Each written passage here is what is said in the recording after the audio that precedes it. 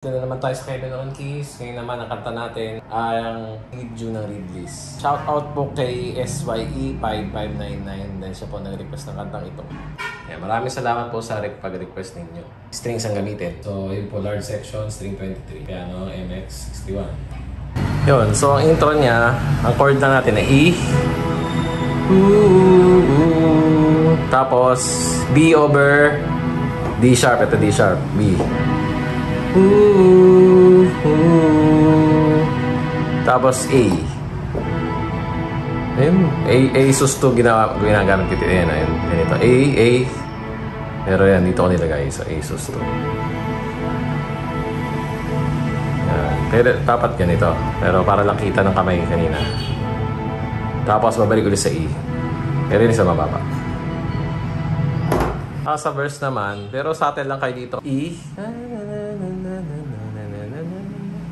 F sharp minor. Yan, ganyan. Pwede ring A over F sharp. Yan, ganyan. Ito yung bass, F sharp. Tapos, A. A lang na A talaga. Tapos, balik sa E. I suggest na mas mababa pala dun sa verse. So, E. Yan. Para kita lang. Yan. A over F sharp. Pwede rin dito. Tapos A. Tapos E.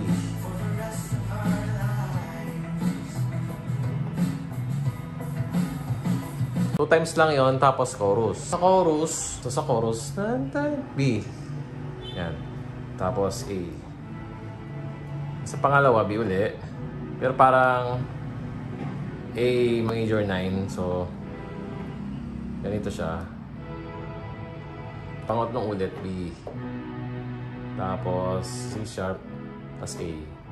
Tapos F sharp. So yung just wanna be with you every single day for the rest of my life. Balik sa intro. Dun sa second part ng verse 2, same naman siya ng chords, pero parang ulitin niya. Pero parang ang tunog niya ay, gamit natin is 73 pad. Pad siya. So, doon lang sa particular na part to. Tapos yun, F sharp, A over F sharp. Yan. Tapos A. Tapos para sa dulo, hindi na rin narinig itong part na to. Tapos pwede na lang kayo bumalik sa strings. Okay. Yun. Yun siya. Chorus na ulit. Tapos magbi-bridge na. So sa bridge, tapos bridge na yun. Tapos A sus to ginawa ko. Tapos E. Tapos B. C sharp. Tapos A ulit. A sus to. E. G sharp 7. Tapos C sharp minor 7. Tapos ulit A. E. Tapos B. C sharp minor. Tapos mag F sharp. Tapos E over G sharp. Tapos A. Just wanna be with you every single day. Tapos may delay siya. Nonetheless of my life. Outro na siya. Ooh, ooh. Ooh, ooh. Ooh.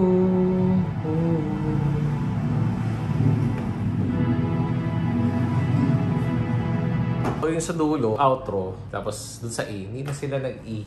Parang ano na lang, drums at saka gitara na lang. Tapos parang nagmamit-mit na lang gitara. Tapos end na na. So maraming salamat at tapos tayo, simple lang, di ba? Chordings niya, tapos pwede nyo siyang ano, kung wala naman kayong kasama, pwede nyo gawin piano yan. Pwede rin strings, nasa sa inyo naman. Pero kung may band, yun yung ginawa ko. Pero kayo, pwede nyo rin gamitin yung imagination nyo para mag-produce ng sounds. Pero yun na po yung chords. So maraming salamat sa inyong panonood.